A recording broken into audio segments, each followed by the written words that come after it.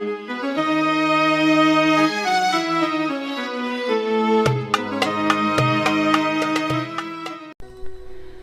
اللہ الرحمن الرحیم صلی اللہ علی حبیبہ سیدنا محمد وآلہ واصحابہ وبارک وسلم۔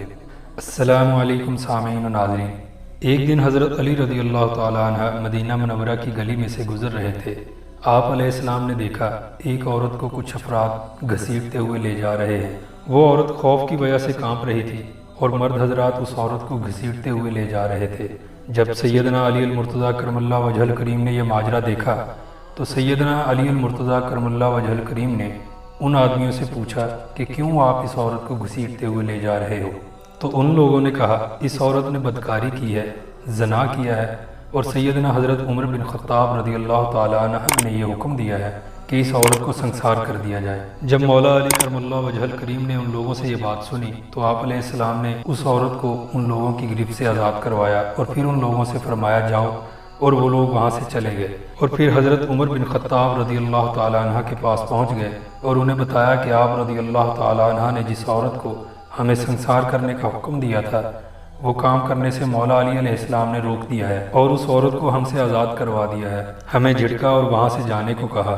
یہاں سمجھنے والی بات یہ ہے کہ لوگوں، سیدنا امیر المومنین عمر بن خطاب رضی اللہ تعالیٰ عنہ کی نظر میں سیدنا علی المرتضیٰ کرم اللہ وجہ الکریم کا مقام اور مرتبہ۔ حضرت عمر بن خطاب رضی اللہ تعالیٰ عنہ نے فرمایا، اے لوگوں، علی المرتضیٰ کرم اللہ وجہ الکریم کو کسی بات کی خبر معلوم ہو گئی ہوگی جس کی وجہ سے آپ علیہ السلام نے یہ کام کیا ہے، جس سے ہم لوگ بے خبر ہیں۔ وہ جانتے تھے آپ علیہ السلام کے مقام و مرتبہ کو۔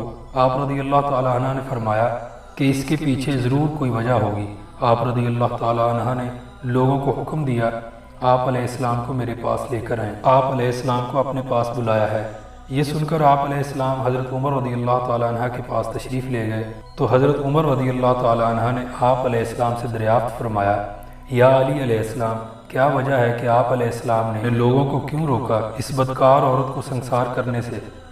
اس کی کیا وجہ ہے؟ تو پھر مولا علی المرتضیٰ کرم اللہ وجہ الکریم نے فرمایا کہ آپ صلی اللہ علیہ وآلہ وسلم نے فرمایا کہ 3 لوگوں کے اوپر سے قلم اٹھا لیا جاتا ہے، یعنی ان کے اعمال نہیں لکھے جاتے، وہ بے قصور ہوتے ہیں، ان کے گناہ نہیں لکھے جاتے۔ ایک وہ آدمی جو سویا رہا یہاں تک کہ وہ بیدار ہو جائے، دوسرا وہ جو نابالغ ہو یہاں تک کہ بالغ ہو جائے، تیسرا وہ شخص جو ہوش میں نہ ہو، دیوانہ ہو، درویش ہو۔ جب حضرت عمر بن خطاب رضی اللہ تعالیٰ عنہ نے یہ بات سنی تو آپ رضی اللہ تعالیٰ عنہ نے فرمایا کہ میں نے بھی یہ آپ صلی اللہ علیہ وآلہ وسلم سے ارشادات مبارکہ سنے ہیں، جس پر مولا علی المرتضیٰ رضی اللہ تعالیٰ عنہ نے مسکراتے ہوئے فرمایا، امیر المومنین، اس عورت کو بھی کبھی کبھی دیوانہ پن کے دورے پڑتے ہیں اور یہ عورت اپنے ہوش کھو بیٹھتی ہے۔